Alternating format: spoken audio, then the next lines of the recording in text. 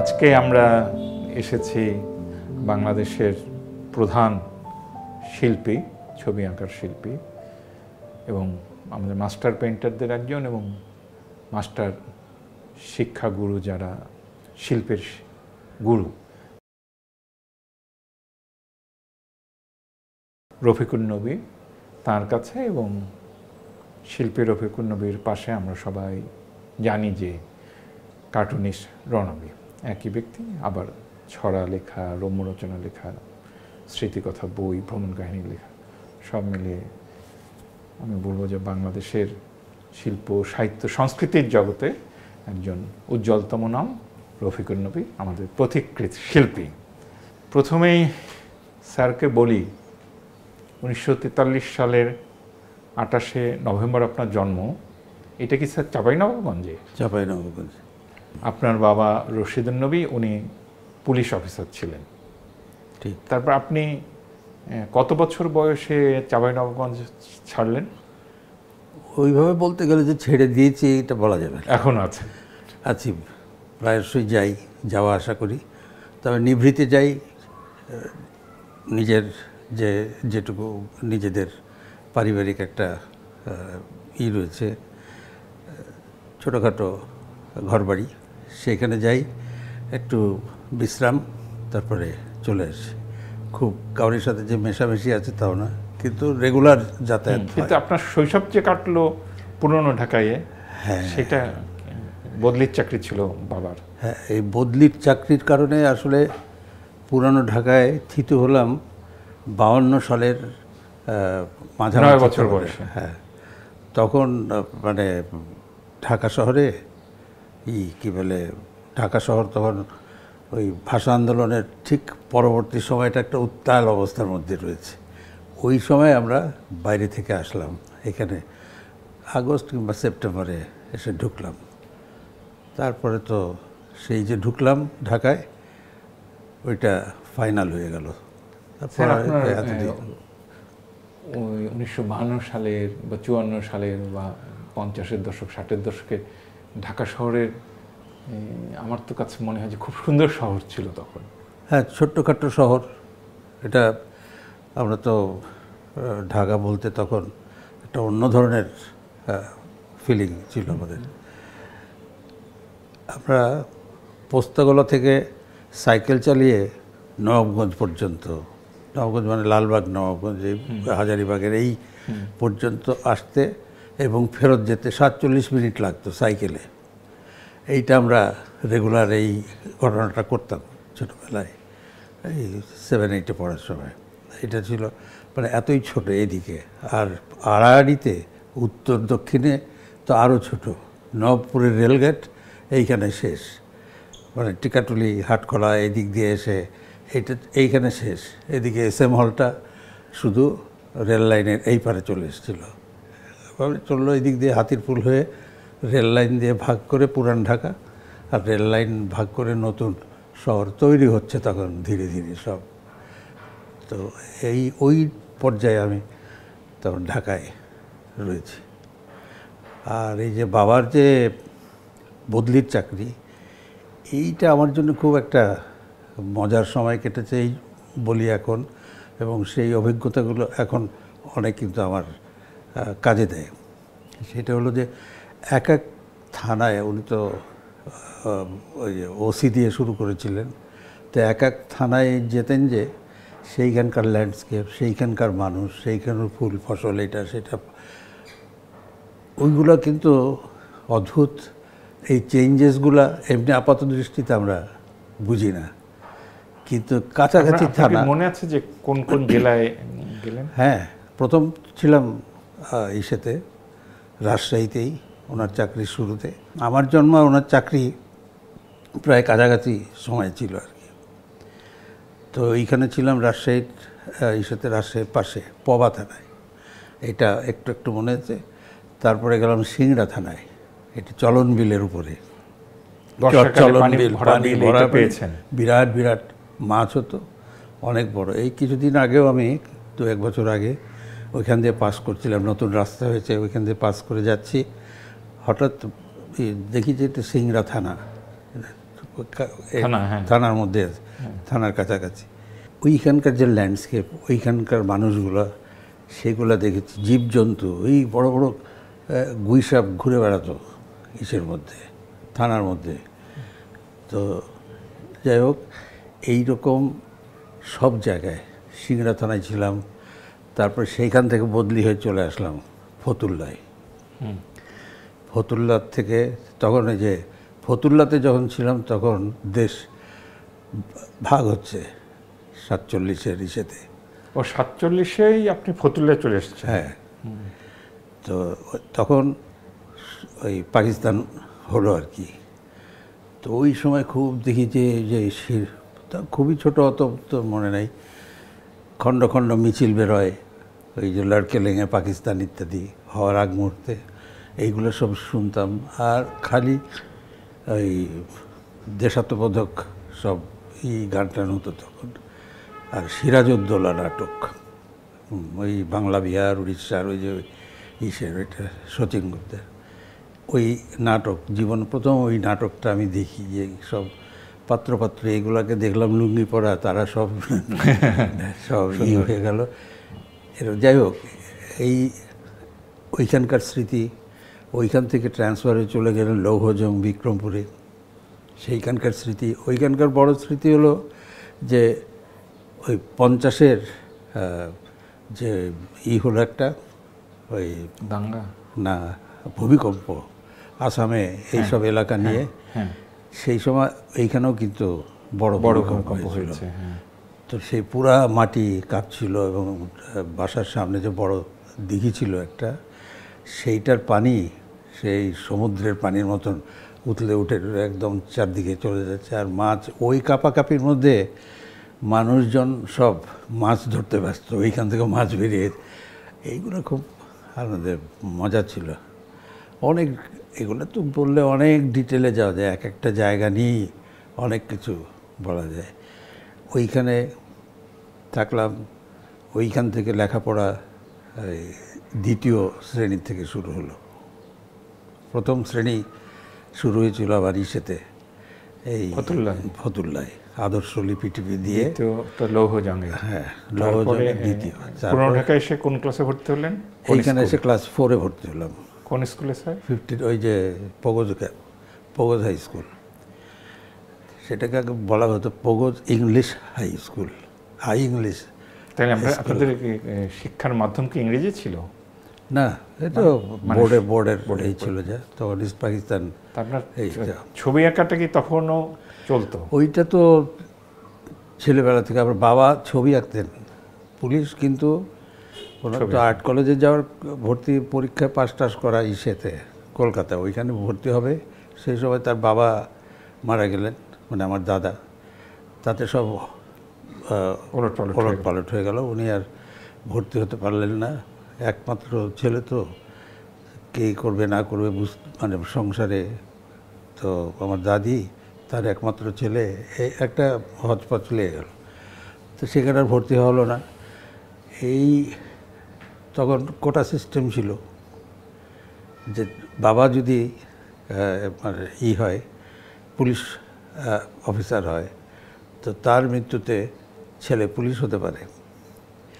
তো আবার বাবা দিব্যি সেই কোটা সিস্টেমে চাকরিতে চলে গেলেন। জীবনে মস্ত বড় চিরকাল। মানে আপনার দাদাও পুলিশ? আমার দাদাও পুলিশ। আমার বাড়ির নামই হলো যে দারোগা, পুলিশ বাড়ি, দারোগা বাড়ি। সবাই এসপি টেসপি হয়ে তারপরে বড় সড়ো হয়ে রিটায়ার করলো, কিন্তু দারোগা নাম কিন্তু তখন দেয় না, ওইটা কিন্তু ওইটার নামই দারোগা বাড়ি। যাই হোক, এইরকম অবস্থার মধ্যে উনি আবার ছবি আঁকতেন, এবং সুন্দর ছবি আঁকতেন। এই ছবিগুলো তার। তো সেই ছবি তাকে আঁকতে দেখতাম। আমার লেখাপড়া শুরু যখন হলো, উনি ফতুল্লায় একটা ছোট প্রাইমারি স্কুল ছিল, সেইখানে যাতায়াত করি। তখন উনি দিল, স্লেট পেন্সিল কিনে আনলো, আর আদর্শ লিপি একটা বই। কারণ স্লেট পেন্সিলে উনি বসে এই যে স্বরেও লেখার সাথে আবার অজগরটা এঁকে দিতেন। এই যে দেখো অজগর, এটা সাপ, এটা আর এই যে ওই আঁকাগুলো দেখতাম। স্বরেও তো কোনো ম্যাটারই করে না, ছবিগুলো দেখতাম। এইভাবে আস্তে আস্তে তার কাজের উপরে, আমি তো আর কোনো শিল্পীর কাজ তখনও তো আর দেখিনি। ছোটোবেলায় মনে হয় 6-7-এ পড়ার সময় থেকে জগৎটাকে চেনার একটা সুযোগ হয়েছিল। এই ইসের কী বলে শিল্পকলা, যে ছবি আঁকা টাকা, এগুলা তখন থেকে জানি। তখন ক্লাস 5 টাইপে পড়ি, এই সময় থেকে জানি যে আর এই ছবি অনেকে, সেটা ছিল বর্ধমান হাউসে একটা, তখন তো ঢাকায় রয়ে গেছি। বর্ধমান হাউসে একটা অল পাকিস্তান আর্ট এক্সিবিশন হয়েছিল আর্ট কাউন্সিলের পক্ষ থেকে। বর্ধমান হাউস মানে বাংলা একাডেমি। হ্যাঁ, ওইটাকে আমরা বলতাম নুরুল আমিনের বাড়ি, মানে চিফ মিনিস্টারের বাড়ি ছিল। পরে ভাষা আন্দোলনের ইসের পরে তিনি সরে গেলেন অন্যত্র, বাড়িটায় তখন খালি। তখন রাইটার্স গিল্ড এগুলো সব ছোটোখাটো করে করে শুরু হয়েছিল, আর বাংলা একাডেমি তখনও হয়নি। ওই সময় একটা আর্ট এক্সিবিশন বিশাল, তখন আমার বাবা নিয়ে গিয়েছিল এই আর্ট এক্সিবিশন দেখতে। তখন ক্লাস 4-5-এ ক্লাস 5-এ পড়ি। দেখে তো তাজ্জব, যেটা এই ছবি আসলে এইগুলো তো কীভাবে আঁকলো, কেমন করে আঁকলো, এত বড় বড় ছবি হয়। তো ওইটা একটা কিন্তু আবার একটা বড় ঘটনা। তো এগুলা যদি ওই যে সবাই বলে ইন্সপিরেশনস ইত্যাদি কথা বলে না, এইগুলা এক একটা ছোট ছোট ব্যাপার, যেগুলা মানে অজান্তে আমি মনে করি যে আমি যে ওগুলো দেখে সেই দিনই প্রতিজ্ঞা করে ফেলবো যে এই যে আমি আর্টিস্ট হবো, এমন তো আর হয় নাই। দেখলাম, ভালো লাগলো, বাড়িতে বসে গিয়ে আবার ওগুলো যে আঁকার চেষ্টা, ক্যাটালগও বেরিয়েছিল, আর সেই ক্যাটালগ ছিল আমার কাছে। কিছুদিন পর আর ইদানিং কার আর দেখতে পাই না। সেইটা ছিল একটা মাইল পোস্ট।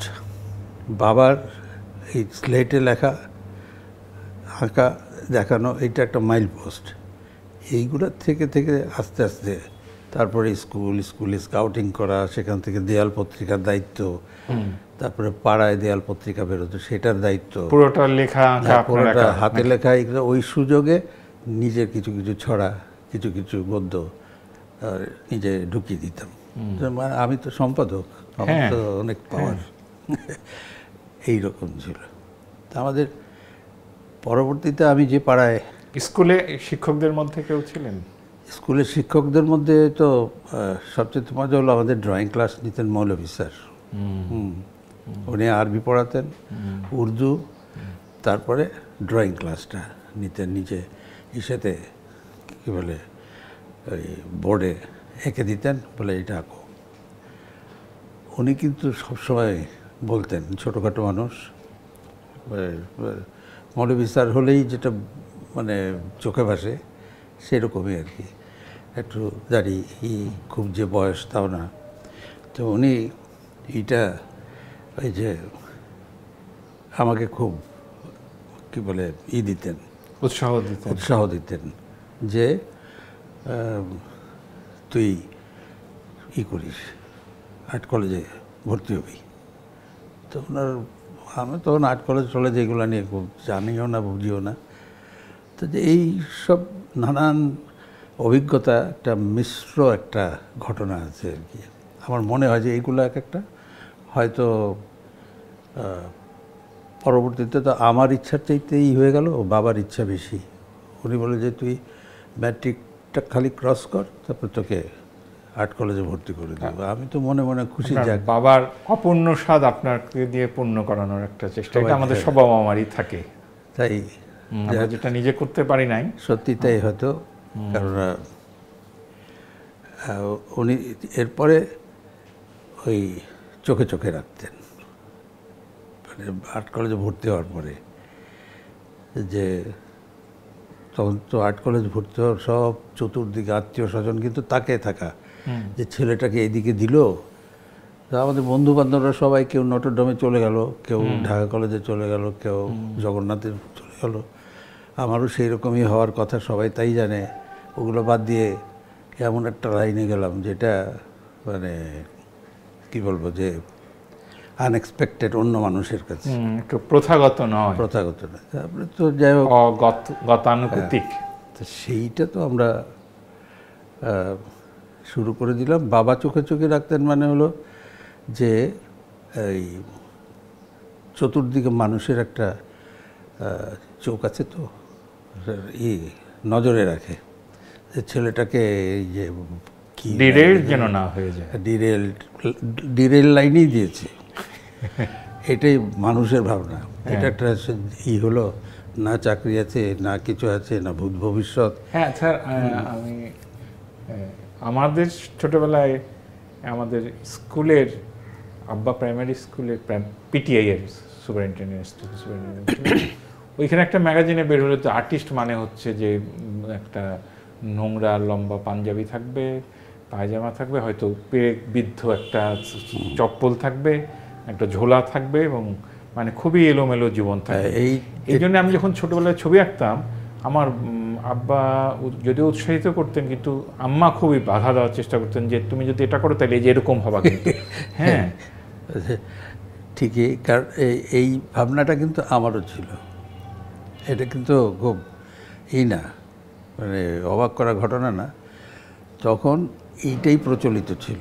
আমিও ভাবতাম, আমার একটা ধারণা ছিল যে আর্টিস্ট হতে গেলে এরকম পাঞ্জাবি পরবে, তারপরে ওই রিং ফ্রেমের চশমা থাকবে, ডুলু ডুলু চোখ, যেদিকে তাকিয়ে থাকবে তো থাকবেই, কোনো নাই, মানে অদ্ভুত ধরনের মানুষ।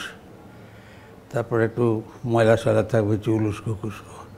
কিন্তু আর্টিস্ট যে এই হেভি স্মার্ট এবং শিয়ানা, এইটা কিন্তু চারুকলায় আর্ট কলেজে ভর্তি হওয়ার পরে সবাই স্মার্ট।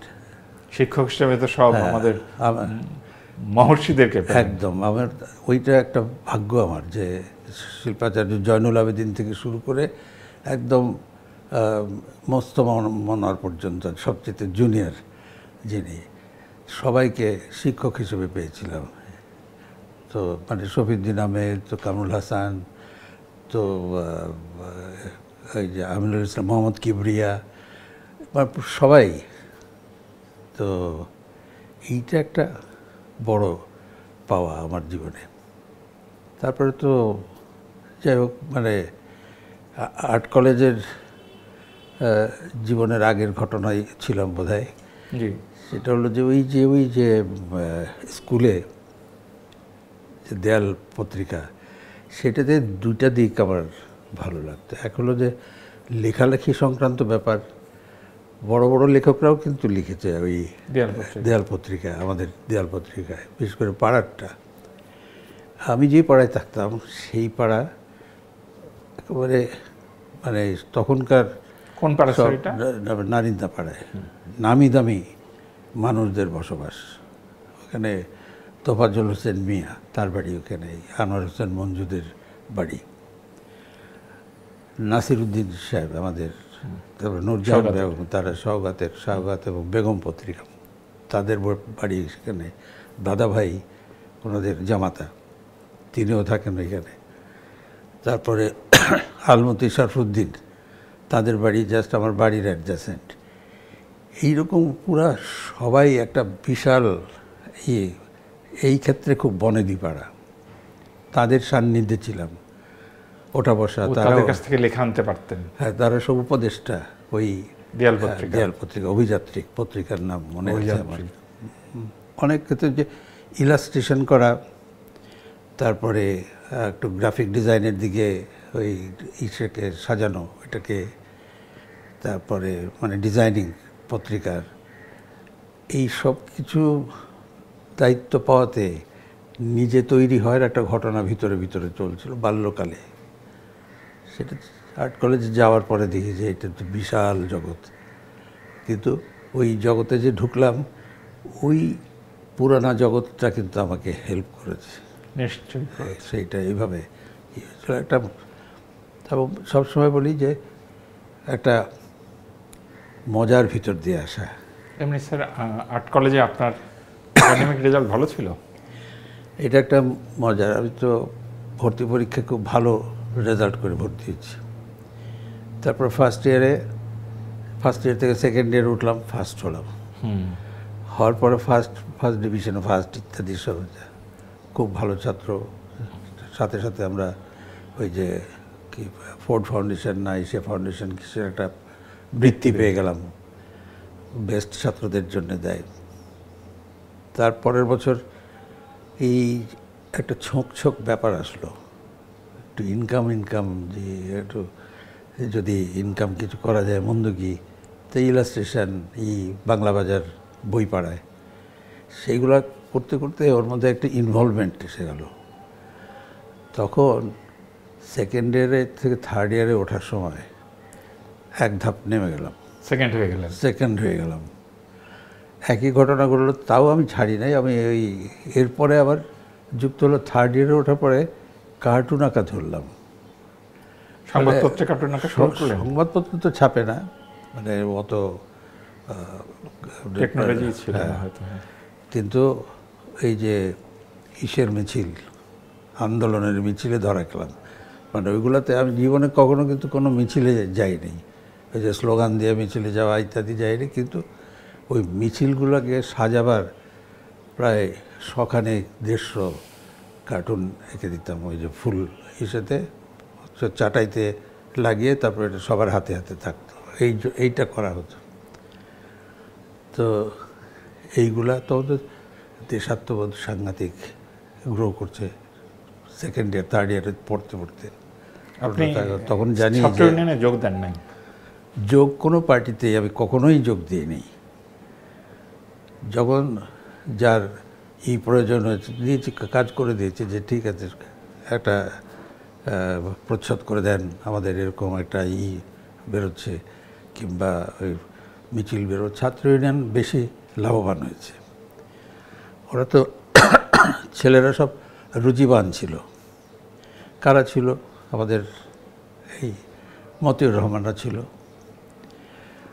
মাহফুজ আনাম, হাসনাত ভাই, আবুল হাসনাত, এরা হলো জুনিয়র গ্রুপ। এদের সিনিয়র গ্রুপ ছিল একটা। তো সব মিলিয়ে ওদের সাথে যুক্ততাটা ছিল, ভালো লাগতো। ওদের লেখাপড়ায় ভালো, সবাই লেখাপড়ায় সব কিছু মিলে বলতে পারে ভালো, ওই জন্য ছাত্র ইউনিয়নের কাজ বেশি করেছেন ওদের সাথে। তারপরে তারপরে অ্যাভয়েডিং একটা ব্যাপারের ঘটনাও থাকতো, যে ও তো ছাত্র ইউনিয়নের কাজগুলো করে দিল, তো ছাত্রলীগ ওরা সবসময় বাতিল লাইনে রেখে দিল যে ওদের কাছে যাওয়া যাবে না। এগুলো ছিল কিন্তু পাকিস্তানে। তো পরবর্তীতে তো অন্যরকম হলো, সবাই আপন, সবাই মানে পরস্পরের সাথে পরস্পরের যুক্ততা। কিন্তু আবার রেজাল্ট তো তখন ওই যে এইসব ইনভলভমেন্টে আবার খারাপ হলো। থার্ড ইয়ারে থার্ড হয়ে গেলাম। ফোর্থ ইয়ারে ফাইনাল ইয়ারে কি হলেন? ফোর্থ ইয়ারে গিয়ে আবার বাবা বললেন যে কী রে তোর হলোটা কি, তুই সবাই উপরে যায়, তুই তো নিচে নামছিস, নামটাম ঢুকাস না, বহু করে তোকে তো দিলাম সাথে, ভালো কিছু কর। এই তখন স্যারেরাও কিন্তু খুব কনসার্ন যে এটা কী হলো, ভালো তার মধ্যে ও এরকম তলায় কেন। তারাও একটা টাইট দেওয়ার চেষ্টা। ফোর্থ ইয়ারে সিরিয়াস হলাম, ফাইনাল ইয়ারে সিরিয়াস হলাম, এবং তারপরে আবার রেজাল্ট ভালো হলো। ফোর্থ ইয়ারে আবার সেকেন্ড পজিশনে চলে আসলাম, ফাইনাল ইয়ারে উঠলাম সেকেন্ড হয়ে। ফাইনাল ইয়ারে গিয়ে আবার ফার্স্ট ক্লাস। ফার্স্ট আমাদের ক্লাসে একজনই হয়েছে, ওটা ফার্স্ট লাস্ট সবই ফার্স্ট ক্লাস একজনই পেলেন। আর আপনার সাথে যারা ফার্স্ট সেকেন্ড হতো তারা কারা ছিলেন? তারা আমাদের যে টেলিভিশনে আনোয়ার হোসেন, আর চিফ ডিজাইনার ছিল, তারপরে ডিরেক্টর ও ছিল, তারপরে প্রফুল্ল ছিল, প্রফুল্ল রায় আমাদের ক্লাস, রণজিৎ নিয়োগী, সেই বিখ্যাত নেতা রবি নিয়োগীর ছেলে, ও খুব সুন্দর ভালো কাজ করতো। এরা ছিল আমাদের, আমরা সব ক্লাস তো পেয়েছেন? হ্যাঁ, উনি তো রেগুলার ওইভাবে ক্লাস নিতে পারতেন না, সবসময় ব্যস্ত থাকতেন। তো উনি যেটা করতেন, হঠাৎ করে ক্লাসে চলে আসতেন, যে অধ্যক্ষ তো চলে আসতেন। আর মাঝে মধ্যে যখন কোনো না থাকতো, এই যে টিচার হয়তো ছুটিতে আছে, এক সপ্তাহ আসবে না, তখন ওই ক্লাসগুলো উনি নিতেন। এদের সম্পর্কে আপনার কোনো অসাধারণ স্মৃতি আছে স্পেশাল, ধরেন জয়নুল আবেদিন, কামরুল হাসান বা অন্য কিছু? হ্যাঁ, যেমন কামরুল হাসানেরটা তো খুব বড় একটা স্মৃতি আমার। সেটা আমি তখনও কোনো আর্টিস্টকে চিনতাম না, চিনতাম শুধু কামরুল হাসানকে। প্রথমে নামে চিনতাম, কারণ ক্লাস 8-এ একটা বই পাঠ্য হলো আমাদের হঠাৎ করে। ওটা র্যাপিড রিডারও না, না, সরকার থেকে একটা বই উপহার হিসেবে না অনুদান হিসেবে স্কুলগুলোকে দিল। সেটা ছাত্রদের মধ্যে ক্লাস 8-এ বিলি বন্টন করেছে। প্রথম অফসেটে ছাপানো একটা বই, ব্ল্যাক অ্যান্ড হোয়াইট ইলাস্ট্রেশন দিয়ে। ওই ইলাস্ট্রেশনের নিচে কামরুল লেখা থাকতো। সেই হিসাবে স্যারেরা এই যে ক্লাসে ওইটা বিলি বন্টন, এই যে এই ছবিগুলো হলো কামরুল হাসানের, উনি কিন্তু খুব বড় আর্টিস্ট, এটা ওইভাবে তার নামটা আমার জানা ছিল। তো কচি কাচার মেলা আছেন আমাদের দাদা ভাইয়ের, তা উনি তো আমার পড়োশি, আমি কচি কাচাও করি নাই কোনো দিন, কিন্তু দাদা ভাই বললো যে এই তুমি ছবি দাও ইসেতে, ওই ক্লাস 8-এ ছবি দাও, ওই আমাদের কম্পিটিশান, এই আর্ট কম্পিটিশান হবে। তো বললো, পরে দিলাম, সেটা তো পুরস্কার পেল। পুরস্কার গ্রহণের একটা দিন ঠিক হলো, পুরস্কার দেওয়া হবে। সেইখানে শুনলাম কামরুল হাসান আসবেন শিল্পী। আমি তো উত্তেজিত, ধারণা তো আমার ওইটা রয়ে গেছে ভিতরে, যে ওইটা নিয়ে বসে আছি, যে একটা চশমা থাকবে, একটা পাঞ্জাবি পরে, তো হ্যাঁ হাড় ঝিরঝিরে লোক হবে এরকম। তো এই হলের মধ্যে বসে আছি, ইত্তেফাকের একটা ছোট ঘর, কচি কাচার ওদের ঘর, সেখানে বসে যে দাদাভাই খুব ছুটাছুটি করছে, এই তো প্রধান অতিথি আসবে এখনই। তারপরে ছুটে বেরিয়ে গেলেন। কিছুক্ষণ পরে একজনকে নিয়ে আসলাম, একদম হাড় ঝিরঝিরে সেই লোক, শিল্পী প্রধান অতিথি। এসেই উনি ডায়াসে বসিয়ে দিলেন। ও কামরুল হাসান হাড় ঝিরঝিরে ছিলেন? আমি তো দেখে তো মানে অবাক হয়ে তাকিয়েছি। তারও 5 মিনিট পরে আসলেন, এই গাট্টা গোট্টা নাক বুঁচো এরকম, এই সবাই দাঁড়িয়ে গেল। তখন আমিও দাঁড়ালাম, আগেও দাঁড়ালাম, এখনও দাঁড়ালাম। তখন দেখি ওই ডায়াসে গিয়ে বসালো ওই ওনার পাশে। তখন দাদাভাই উঠে বলল, এই যে শোনো, আমাদের আজকের প্রধান অতিথি কামরুল ভাই, কামরুল হাসান, আমাদের শিল্পী ইত্যাদি বলল। আমি অবাক হলাম যে এরকম একটা স্মার্ট লোক, হাফাতা একটা হাই, সর্দার জয়নুদ্দিন, উনি সর্দার জয়নুদ্দিন হারজিজির, কিন্তু ওইটা আমার ইসের সাথে মিলে গিয়েছিল, ওনার পায়জামা পাঞ্জাবি ছিল, আমার যে ধারণার সাথে মিলে গিয়েছিল। কামরুল হাসান সেই ধারণাটা একদম বদলে দিলেন। তারপরে তো আর্ট কলেজে যখন ভর্তি হলাম, তখন জয়নুল আবেদিনের দিকে মহা স্মার্ট মানুষ। তারপরে অন্য ইশারা, তখন আমিনুল ইসলাম বিদেশ থেকে ফেরত এসছেন, সেই আর্টিস্ট জ্যাকেট গায়ে আসেন, জিন্সের প্যান্ট, ওই সময় তখন এলভিস প্রিসলিদের আমল চলছে, একটু ওই রকম সব, মানে খুব স্মার্ট। তো কিবরিয়া স্যারের মধ্যে কিছুটা মিলটা ছিল। আর্টিস্ট বলতে আমরা যে ছবি ছোটবেলায় কথা কম বলে ছিল, যাই হোক এইসব এক একটা অভিজ্ঞতা আর কি। আপনি স্যার বইয়ের প্রচ্ছদ করতে শুরু করলেন মোটামুটি? ওই তো সেকেন্ড ইয়ারে উঠেই বই। ওই সময় তো ব্লক করে, ব্লক, তখন ব্লক কোম্পানি ছিল অনেকগুলা। ওদের 2-3টা ধরন ছিল। একটা ছিল যে ওই যে ইসের মধ্যে করা, পাতে, মানে মেটাল ইসেতে অ্যাসিড দিয়ে, যে চিং যেভাবে করে এইটা, ওইটা ট্রান্সফার করতো ক্যামেরা দিয়ে এইটি করে। আবার এইটা একটা প্রসেস ছিল। আবার ডাইরেক্ট ওই কি ড্রয়িং বসিয়ে ভাগ করে করে করতো। এটা ছিল কাঠের উপর, ওইটা আবার পিন করে বসাতো, আঠা দিয়েও বসাতো। এইটা একটা ছিল। আর একটা ছিল কাঠের, কাঠ কেটে করতো, এই আমরা যেভাবে উড কাট করি এইটাই, এবং সেটাতে হেডিংগুলো বড় হেডিং, এত বড় বড় হেডিং যেগুলো ছিল 8 কলাম 2 ইঞ্চি হয়তো এক একটা হবে আর কি সেন্টেন্স। তো সেইগুলা ওইভাবে কাট দিয়ে কেটে অক্ষরগুলো বানিয়ে তারপরে বসে, তারপরে ছাপতো। এটা বেশিরভাগ হেড। 1959 সাল থেকে 1963 সালে পাশ করে বের হলেন না? 64। ওই সময়ের ছবি 67-68 ছবি তো আপনার এখানে কালেকশনে আছে এখন নাকি? তখন তো আমরা ওয়াটার কালার করতাম বেশি করতেন, আবেদিন স্যার থেকে শুরু করে সবাই।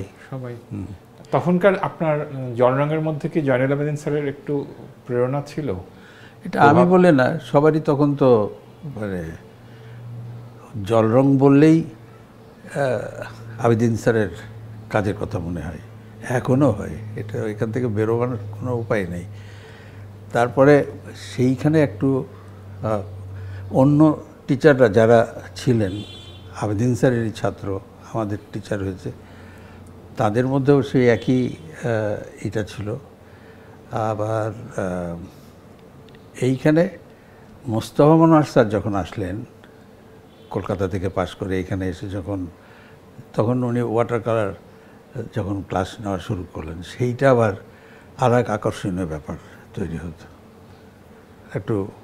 একটু বৈপরীত্য ছিল আবেদিন স্যার এবং তার স্টাইলের মধ্যে, ইউজ অফ কালার্স, তারপরে সব মিলে। তো তারপর আপনি টোকাই আঁকা শুরু করলেন কি বাংলাদেশ হয়ে যাওয়ার পরে? টোকাই তো এই যে বিচিত্রা। হ্যাঁ, বিচিত্রা। তার আগে কি আপনি সংবাদপত্রে কার্টুন এঁকেছেন? হ্যাঁ, তার আগে এঁকেছি এই হঠাৎ কোন পত্রিকায় আঁকতেন? ওই যে সে সংবাদে ছিল, তারপরে এগুলা সিঙ্গল ঠিক বলা যাবে না, কি বলে কার্টুন যে একটা আলাদা একটা জিনিস ওইভাবে না, ইলাস্ট্রেশন হিসেবে ব্যবহার হতো। সেইটা আবার শুরু হয়েছিল এই ইসেতে পূর্বদেশ তো তখন সাপ্তাহিক, এবং সেইটা সম্পাদক ছিলেন আমাদের কাজী ইদ্রিস সাহেব। টোকাই স্যার কত সালে প্রথম বের হলো? এইটা 77 সালে। তখন আমি তখন বিদেশ থেকে ফিরলাম, এই রোজগারপাতি নাই, এসে দেখি যে আবার চাকরিটাও নাই। তো ছাপচিত্রের উপর পড়াশোনা করতে আপনি কোথায় গেলেন? গ্রিসে। মানে কয় বছর ছিলেন স্যার? ওই 3 বছর।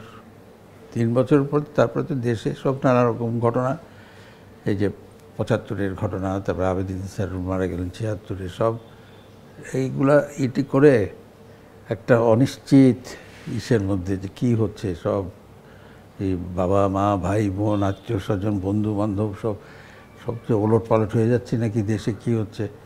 চলে আসলাম যে পরে আবার যাব, ঠিক আছে। চলে এসে আর তো গেলাম না। ওখানকার পড়া শেষ করেন নাই? পড়া শেষ করে, ওগুলো সব শেষ করে, ওখানে পড়া মানে কি পোস্ট গ্রাজুয়েট কী বলে বৃত্তি, তো পোস্ট গ্রাজুয়েট স্কলারশিপ। তো সেইটা তো এমনি ছাত্র না, আর কোনো ডিগ্রি না, সেটা হলো আমাদের প্রফেসরের আন্ডারে গবেষণার মতো। কাঠখোদাই আপনার? আমি নিয়েছিলাম কাঠখোদাই, কারণ চয়েসটা আমার ছিল। বৃত্তি তো দিয়ে দিয়েছে, আমি এখান থেকে চলে গেছি ফাইন আর্টের, যে কোনো সাবজেক্ট নিতে পারি। ওখানে যাওয়ার পরে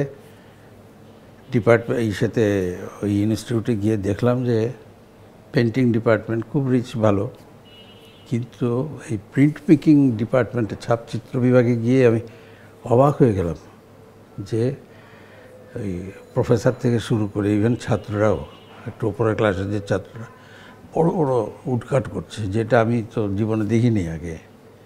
মানে বিশাল একটা 4 ফিট বাই বোর্ড আছে না, 8 ফিট বাই 4 ফিট বোর্ডগুলা, এইরকম সব সাইজে উডকাট। আমি তো অবাক যে কাগজই বা পেলো কোথায়, আর এটা কাটলই বা কী করে, ছাপলই বা কেমন করে। তো আপনার প্রথম একক প্রদর্শনী কি এথেন্সে? ওইখানে এথেন্সে প্রথম একক প্রদর্শনী। তো বেশ বিক্রিপাটটা খুব ভালো লাগলো। ওখানে কি কাঠখোদাই ছিল? কাঠখোদাই ছিল, পেন্টিং ছিল, জল রং ছিল। তাহলে তো আপনি এটা মূল্যবান বৈদেশিক মুদ্রা অর্জন করলেন। অত না, কিন্তু ওইখানে বৈদেশিক মুদ্রা মোটামুটি গ্রিক ড্রাকমা বলতো, এটা তো ড্রাকমা। আমি তো ওই স্কলারশিপ পেতাম 11,000 ড্রাকমা। এইটা দিয়ে বাড়ি ভাড়া, আমি তো হোস্টেলে থাকিনি, কারণ হোস্টেলের যে ঘরটার মধ্যে কাজ করার সুযোগ খুব, মানে অনেক ছোট স্পেস, পরে বাড়ি ভাড়া নিয়েছিলাম। তো এই 11,000-এ মোটামুটি হতো, কী বলে, বাড়ি ভাড়া, ছুটছাট, একটু রং তুলি, এটা সেটা কেনার মতনই, আর খাওয়া দাওয়া করতে করতে 11,000 শেষ, কোনো হতো না, সঞ্চয় হতো না। কিন্তু যখন ওইখানে আমার প্রফেসর, উনি একদিন আমার বই দেখিয়েছিলাম ইলাস্ট্রেশন, উনি ইলাস্ট্রেশন করতেন, কিন্তু সাথে আমাদের এখানে ইলাস্ট্রেশন করলেই তো আর্টিস্টদের বকাবাজি করা হতো। ওইখানে গিয়ে দেখি যে উনি ইলাস্ট্রেশন করতে ইন্টারন্যাশনালি ফেম আছে তার সাথে ইলাস্ট্রেশনে। তো ওনারটা দেখে তা আমি বললাম যে আমি তো আঁকতাম দেশে, কিন্তু বই দেখালেন? হ্যাঁ, ওরা খুব এমনি লাইনিয়ার কাজ, কয়েকটা বই দেখালাম। উনি কেনই যেন হঠাৎ করে খুব, আরে এই তো সাংঘাতিক, তোমার তো একটা রনেস ইত্যাদি কী সব বলে টলে, বলে যে তোমার বাসায় আমি একজনকে নিয়ে যাব। উনি পরের দিনই তার যে পাবলিশার, এবং সেই পাবলিশারের একটা গ্যালারি আছে, সেখানে উনি কালেক্টর, বিগ কালেক্টর পেন্টিংয়ের। তো তার ওখানে এই মোটা ভদ্রলোক আমার বাড়িতে গেল। আমি তো ওই যে স্টুডেন্টস কট একটা, আর একটা ওই কাপড়ের করা চেয়ার, এই আমার সম্বল এখানে, ছাত্র। সেইখানে যাই হোক, এই ভদ্রলোক তো চেয়ারে বসতে পারলেন না, এটা তো খাটে খাটে বসলেন। তারপর বইগুলো দেখাও। বই দেখে সে বলল যে তুমি আমার একটা বইয়ের সিরিজ করো। সেই সিরিজটা আমি 4টা পর্যন্ত করতে পেরেছিলাম। একটা বইতে প্রায়, আমি তুলনামূলক এটা দিচ্ছি যে এটা হলো 11,000 ড্রাকমা, আর একটা বইতে 16 পৃষ্ঠার বই। এই 16 পৃষ্ঠার বইতে এইটা প্রায় 90,000 ড্রাকমা। প্রতিটা বইয়ে 90,000 ড্রাকমা? 16 পৃষ্ঠা, হ্যাঁ। তখন তো শিল্পকর্ম মূল্যবান। এখন তো সে ওইটাই যখন আমি আমার ছাত্রদের যে সাথে অন্যান্য বন্ধুদের যখন দেখালাম, ওরা যে কত পেলা, ওরাও তো করে একটু ছুটছাট। তো বললাম যে ওরা 90 দিয়েছে। বলো কি, আরে ঠকাই দিচ্ছে তোমাকে, এইটা তো তোমার মানে 1.5 লাখ 2 লাখ হওয়ার কথা, আমরা করলে তো এটা তো করতাম না। আমরা যে ভাই আমি জানি না, আমি তো এতেই করছি। তো যাই হোক, এইটা ছিল। আর একটা ছিল যে ওটা আমি 4টা বই করেছিলাম। ওই পয়সাগুলো যখনই পেতাম তখনই আমি টিকিট কাটতাম, কখনো ইজিপ্ট, কখনো রোম, কখনো ফ্লোরেন্স, এইভাবে মানে পুরা ইউরোপের যেখানে যেখানে যাওয়ার, প্যারিস। এবং বাসে আমি প্যারিস, মানে এথেন্স থেকে প্যারিস পর্যন্ত বাসে গিয়েছি। এই রোমে গেলাম, রোমে নেমে গেলাম, ওইখানে 4 দিন থাকলাম। তারপরে আবার পরবর্তী বাসটা এসে আমাকে উঠিয়ে নিল, এটা প্যাকেজ। এইভাবে ওইখান থেকে ফ্লোরেন্স থেকে ভেনিস থেকে মিলান, এইরকম করতে করতে টিউরিন দিয়ে জেনিভা হয়ে প্যারিস চলে। এটা একটা বিগ এক্সপেরিয়েন্স আমার জীবনে। গ্যালারিতে ছবি দেখে দেখে, ছবি দেখে দেখে স্যার এইগুলা বিশ্বের শিল্পীদের মধ্যে আপনার প্রিয় শিল্পী কি? এইটা বলা বড় কঠিন, প্রিয় শিল্পী বের করা। এক একজনের এক এক রকম কাজ, এক এক ধরনের কাজ, এক এক ধরনের এক এক বোধ, এক একজনের এক এক কৌশল, এক একজনের এক এক রীতি, মানে ভাবা যায় না। একটা বিশাল জগৎ, এর মধ্যে কেউ না ঢুকলে ঠিক, মানে ঢোকা মানে কি স্টাডির চোখ নিয়ে ঢুকতে হবে, তাহলে এই অবাক হওয়ার কাণ্ডটা ঘটবে। না হলে কিন্তু এমনি আমার কাছে লাগে স্যার কামরুল হাসানের উপরে পিকাসোর খুব প্রভাব। আমি প্রভাব বলবো না, আমি বলি যে কামরুল হাসান যদি ইউরোপে জন্মাতেন তাহলে পিকাসোর খবর ছিল। যদিও আবার বাংলাদেশের লোকশিল্পের একদম, কিন্তু এইটাকে ভেঙে মানে এই লোকশিল্পের ধরনগুলোকে ভেঙে যে এত আধুনিকে মিক্স করানো মিশ্রণ, এটা একটা অসাধারণ।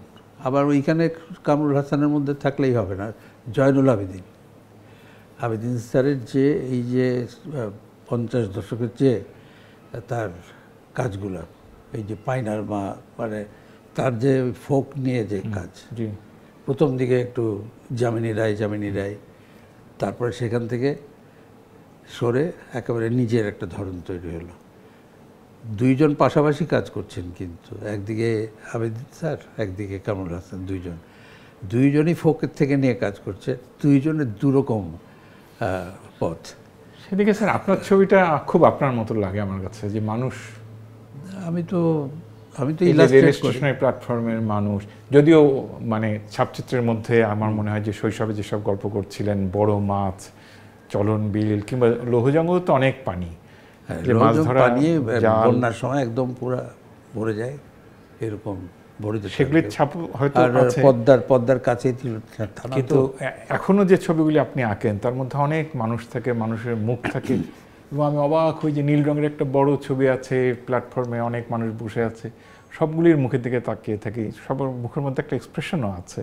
আর কতগুলি সে টোকাই বা টোকাই না, কিশোর শিশু, একটা শিশুর যে চোখের দৃশ্যে যে দৃষ্টি, ও যে পৃথিবীর দিকে এমন একটা না বিষাদ না রাগ কি নিয়ে যে তাকিয়ে আছে, মনে হয় যে ওই শিশুর চোখের মধ্য দিয়েই সব কথা বলা হয়ে গেল, যে এই পৃথিবীটা ন্যায্যতা ভিত্তিক নয়। এটা আমার মনে হয়েছে, ও আমি লিখেছি যে আপনাকে আমরা হয়তো চিনলাম না, এটা আরও 10, 20, 25 বছর পরে আপনার একটা আন্তর্জাতিক মূল্য হবে, এটা আমার মনে হয়।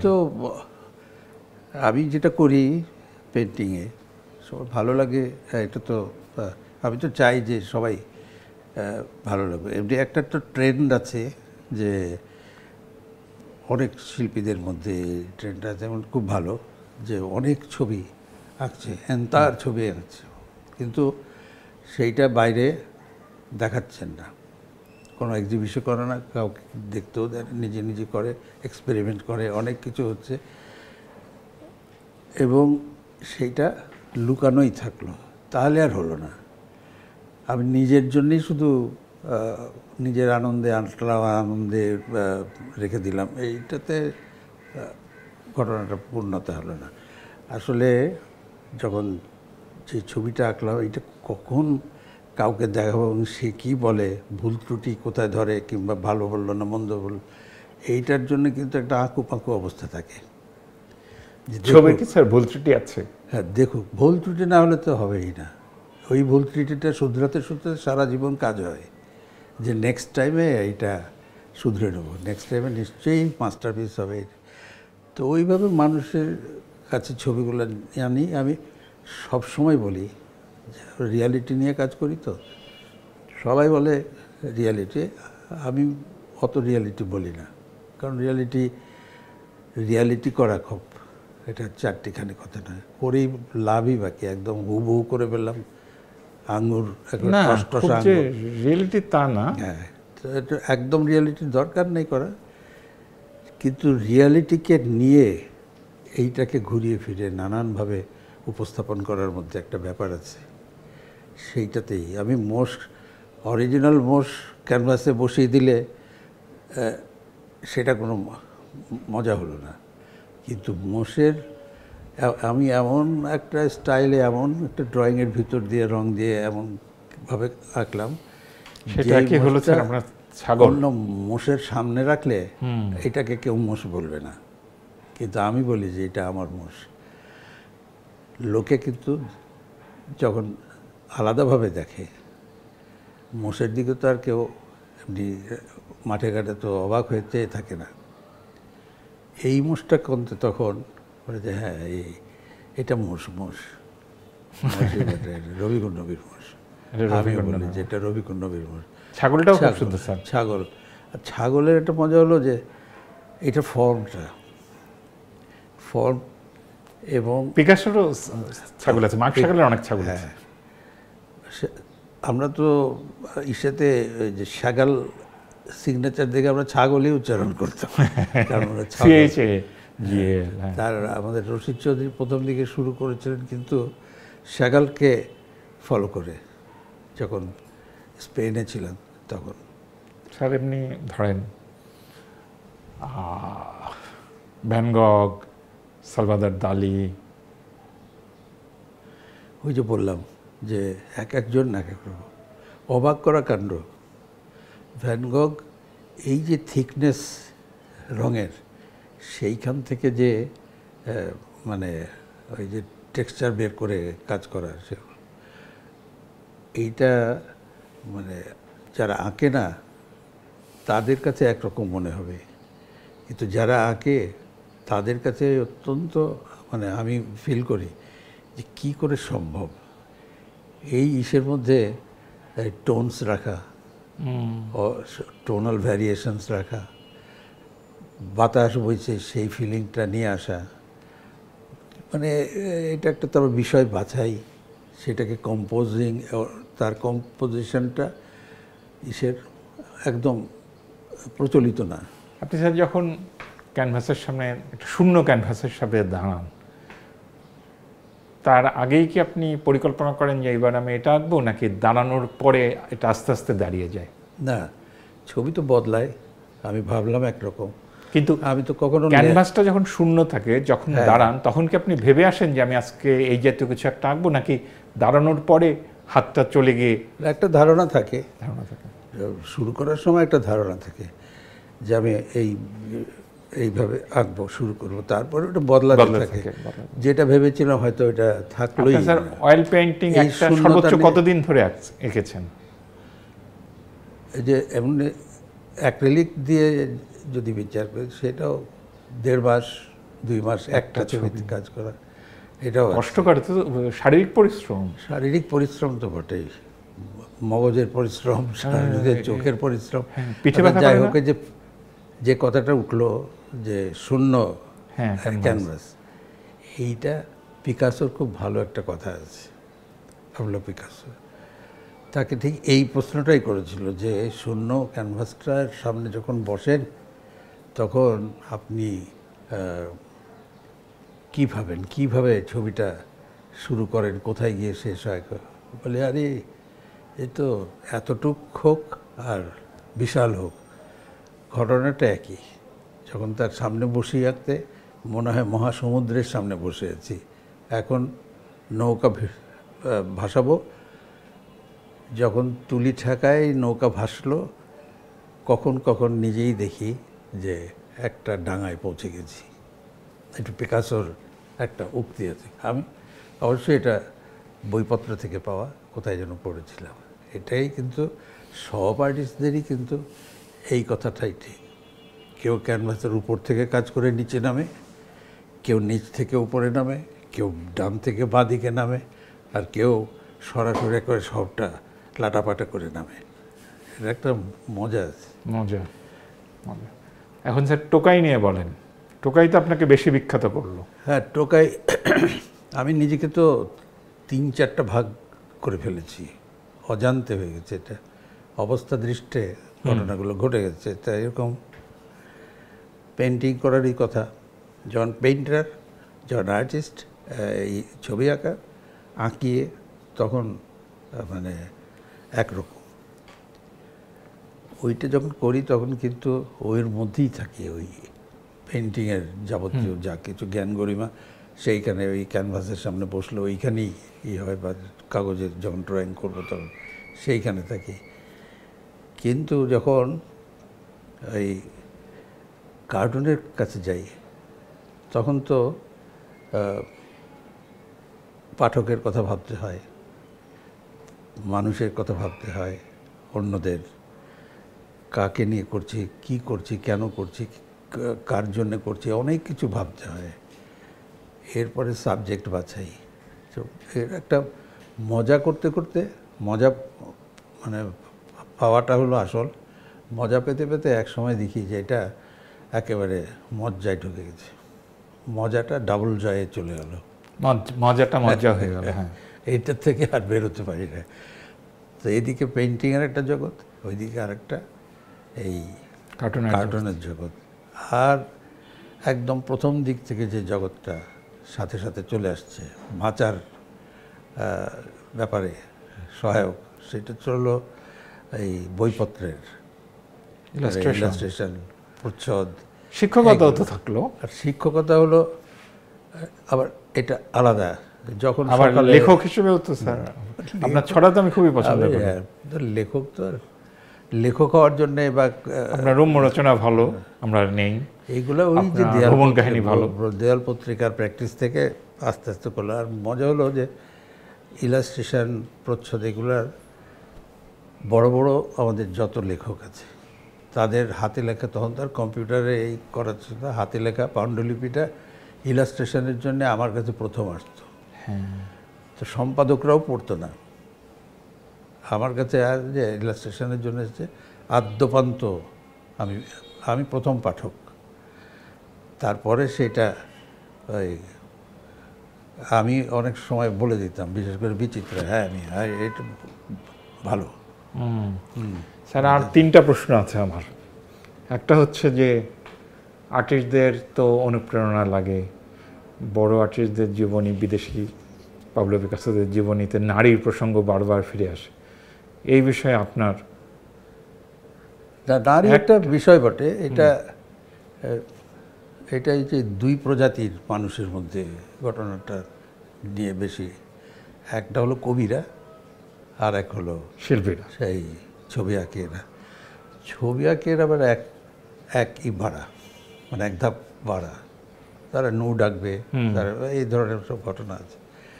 তো এটা আসলে যদি একদম প্রথম থেকে শুরু করি, সেই গুহাচিত্রের মানুষগুলো যে ছবি আঁকতো, কি অসাধারণ ড্রয়িং। আমরা যাই করি না কেন, যে মানুষের অবয়ব, জীবজন্তুর অবয়ব, তাদের যে সব কী বলে, এই যে প্রপোর্শন, এই রেখা কত রকম হতে পারে, এগুলোতেই করে, এইগুলোর থেকে তো আসলে জ্ঞান গরিমার বাড়লো। আর এটা হলো প্রথম তো আর অত মেয়ে চরিত্র আঁকতো না, শিকারি আঁকতো, ওগুলো একরকম, কিন্তু বাইসনটা রিয়ালিটি, অনেকটাই রিয়ালিটি। আর মানুষগুলো হলো মানে চিহ্নিত করো যে এরা মানুষ, একটা ধরনের স্টাইল, সিম্বলিক। তো এইটা ধীরে ধীরে মানুষ কি করে যেন পেয়ে গেল, আরে এই কাছাকাছি থাকা এই নারীদের নিয়ে তো এটা তো একটা বিষয় হতে পারে, ভাবলো। সবচেয়ে এইটা গ্রিকদের ঘটনাগুলো হলো, তারাই নারীকে ওই যে দেবী, সেই দেবীদের মানে একটা ক্লাসিক ফর্ম করলো সৌন্দর্য, যে এইটা হলে মানে মানে টেমা খাওয়া মানুষ নয়, নয়, এইটা একটা এইরকম করলে ভালো হবে। রিয়ালিটির চূড়ান্ত পর্যায়ে গিয়ে কী করা যায়, সুন্দরী করতে হবে, ওভার সুন্দরী, মানে এইরকম রোজ যে মানুষগুলোকে দেখি সেইটা না। সেইভাবে ওইখান থেকে কিন্তু ওরা তো স্কাল্পচার, ছবিতে আবার এটা হতো না। না, কিন্তু আপনার জীবনে নারী এটা তো প্রেরণা আছে কিনা? এই তো আমরা তো ওয়ান টাইমার আর ওয়ান ট্র্যাক না, সেইখানে ওখানে নারী বলা যাবে না, গিন্নি বলা যাবে। গিন্নি সর্বস্ব, একটা স্ট্রেট লাইনের জীবন, সেইখানে তো ইন্সপিরেশন ওই দিক থেকে পাওয়াটা একটা বড় কথা। কিন্তু সময় দেয়া ছবি আঁকার জন্যে, এইগুলা নিয়ে ভাবতে সময় দেয়া, এইগুলো একটা ব্যাপার আছে। কিন্তু ওই যেই অর্থে প্রশ্নটা ছিল সেইটা হলো না। হ্যাঁ, আচ্ছা, দ্বিতীয় প্রশ্নটা হচ্ছে যে 82 বছরের জীবন, ছবি আঁকেন, খ্যাতিমান, আমরা দেশের সবাই আপনাকে চেনে। হয়তো যখন কার্টুন বা বিচিত্রা বেশি জনপ্রিয় ছিল তখন আপনার সেলিব্রিটি ইমেজ আরও বেশি পপুলার ছিল। এখন হয়তো আর্টিস্ট ইমেজটা বড় হয়ে যাচ্ছে, কিন্তু যেমন ছাত্রছাত্রীরা, সাধারণ মানুষরা সবাই সংবাদপত্রের কারণে হোক সবাই আপনাকে এক নামে চেনে। কাজে আপনি কি নিজেকে সফল একজন শিল্পী ভাবেন, নাকি কখনো কখনো মনে হয় যে কি হলো? শেষেরটাই ঠিক। কোনো আর্টিস্টই আসলে কখনো আমার ধারণা যে এইটা ভাবে না যে মানে একটা তৃপ্তি হয়ে গেল, শেষ। এইটা শেষ নাই, আর দারুণ হয়ে গেল এই যে এই ছবি দিয়েই শেষ আমার, মানে এটা দারুণ একটা ছবি এঁকে ফেললাম, আর এইটা কখনোই ভাবার মতন অবস্থা হয় না। তা না হলে পরবর্তী ছবিতে যাওয়ার কোনো ইচ্ছাই হতো না, একটার পর একটা ছবিতে যাওয়া। যখন একটা ছবি, মানে আমার ক্ষেত্রে যে হয় যে আমি যখন একটা উপন্যাস, বড় উপন্যাস লিখতে শুরু করি, আমি ভাবি কি এই উপন্যাসটা হচ্ছে, এটা দিয়েই আমি কিন্তু হয়ে যাবে, এবার আমার হবে। কিন্তু তারপর যখন শেষ হয়ে বের হয়ে যায় কিছুদিনের মধ্যে আমি বুঝি যে এত একটা ফাঁকিবাজি কাজ, এত একটা ব্যর্থ কাজ হয়ে গেল। এক্স্যাক্টলি। তাহলে কি করবো, তাহলে আরেকটা লিখি। এইটা হবেই, এইটা যার না হবে ডেফিনেটলি ওই তার কিন্তু এটা একখানে স্টপড হয়ে যাবে। কিন্তু স্যার আপনার এটা কি থাকতে হবে, মনে নাহলে হয় না যে রবীন্দ্রনাথ এত লিখলো কেমনে? এটা মানে সত্যি কি করে, এটা মানে বিরাট গোলাঘর রবীন্দ্রনাথের ভেতরটা। তার অনেক জানালা, এদিক দিয়ে পাখি উঠছে, ওদিক থেকে, মানে সে একটা হুলস্থুল কেন, আমি অবাক হয়ে যাই রবীন্দ্রনাথের দেখলে, ভাবা যায় না। তো তিনিও শেষ বলে হলো না, কিছুই তো হলো না, অনেক কিছু রয়ে গেল, কিছুই তো হলো না। যে বিখ্যাত গান, যাহা পাই তাহা ভুল করে পাই, যাহা চাই তাহা পাই না, এরকমই কথাটা না? সেইরকম অনেক কিছু চেয়েছিল, সেটা সবার ক্ষেত্রে। এখন হচ্ছে আমার শেষ প্রশ্ন, যে আপনি 43-এ জন্মগ্রহণ করলেন, মানে ব্রিটিশ আমলে, তারপর দেশভাগ দেখেছেন, এটা একটু মনে আছে, 52টা মনে আছে, 60-এর দশকের আন্দোলনগুলোতে যুক্ত হলেন, 71 সালের আগের আন্দোলনগুলোতে যুক্ত থাকলেন, পরে বিদেশ থেকে এলেন, বাংলাদেশের অনেক পরিবর্তন দেখছেন। দেশটা নিয়ে আপনার কি মনে হয়, বাংলাদেশ? আসলে হলো কি যে আমি তো শিল্পী হিসেবে যখন দেখব, তখন আমাদের দেশটার মতো এত সুন্দর দেশ, কিন্তু আমি তো সারা পৃথিবীর অনেক দেশ তো ঘুরেছি, সুযোগ পেলেই গেছি, আর প্রত্যন্ত এইগুলো তো ঘুরেছি।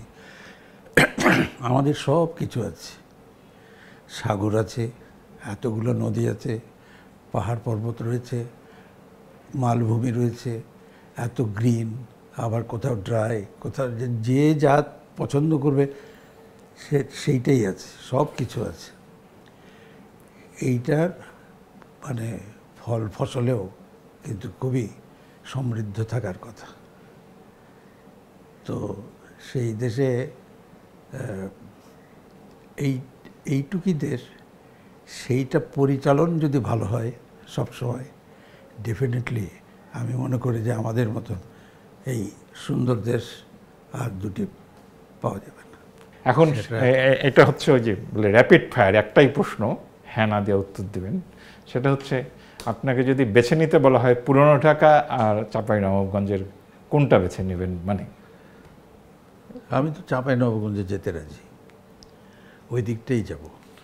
এই কারণে যে পুরান ঢাকা ঠিক আছে, মানে পুরান ঢাকাতে তো দুইটা জায়গা থেকেই কিন্তু নির্যাস নেওয়া আমার যাবতীয় সাথে, রং বলি, লাইন বলি, কম্পোজিশন বলি, সাবজেক্ট বলি, বিষয় বলি, যাবতীয় হয় একবার এখান থেকে নিয়ে, না হয় একবার এখান থেকে নিই। টোকায় দাঁড়িয়ে গেছে পুরান ঢাকার উপর দিয়ে, আবার ছবি দাঁড়িয়ে গেছে এই চাঁপাইনবাবগঞ্জের উপর, দুইটা মিলে প্লাস মাইনাসে যা হওয়ার হয়ে গেছে।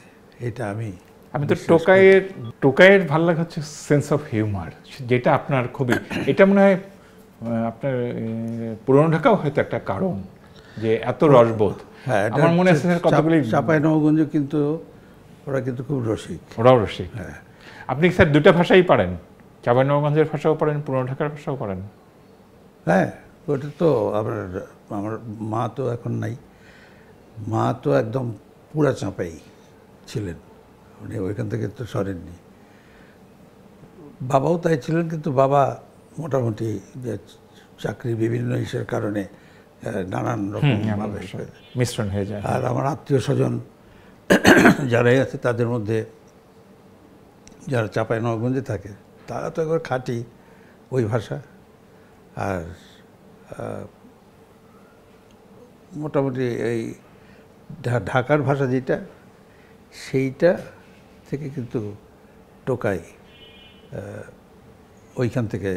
টোকাইয়ের কতগুলি সংলাপ তো আমি ভুলি না, আমি তো ছোট ছিলাম যখন, ধরেন 78 সালে আমি ক্লাস 8-এ পড়ি।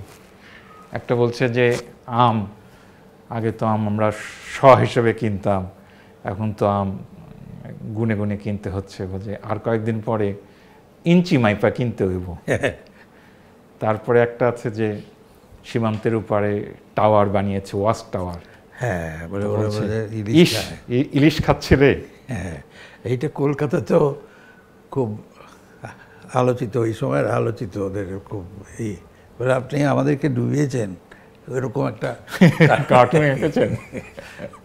তো আরেকটা স্যার ছিল যে শুনেছিস গরিব শিশুরা ক্রমশ ছোট হয়ে যাচ্ছে, তো টোকাই উত্তর দিল বড় আছিল কবে।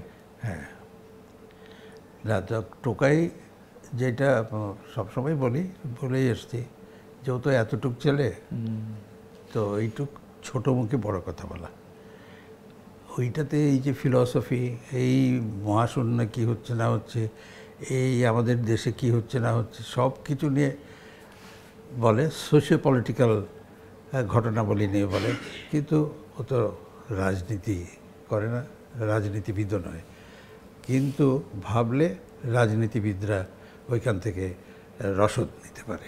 নিশ্চয়ই পারে। এটা টোকাইয়ের একটা ভাব ছিল। আমরা এতক্ষণ আমাদের শিল্পগুরু রফিকুন নবীর সঙ্গে অনেক কথা বললাম এবং তার মূল্যবান সময় কিছুটা অপচয় হলো, কিন্তু আমাদের জন্য পরম লাভ হলো। আমরা মোটামুটি তার জীবনের অনেক গল্প শুনতে পারলাম। শুধুই অভিজ্ঞতার আলো এই অনুষ্ঠান থেকে আজকে আমরা এখানেই বিদায় নিচ্ছি। আপনারা সবাই ভালো থাকবেন। স্যার, আপনাকে অনেক ধন্যবাদ। ধন্যবাদ সবাইকে।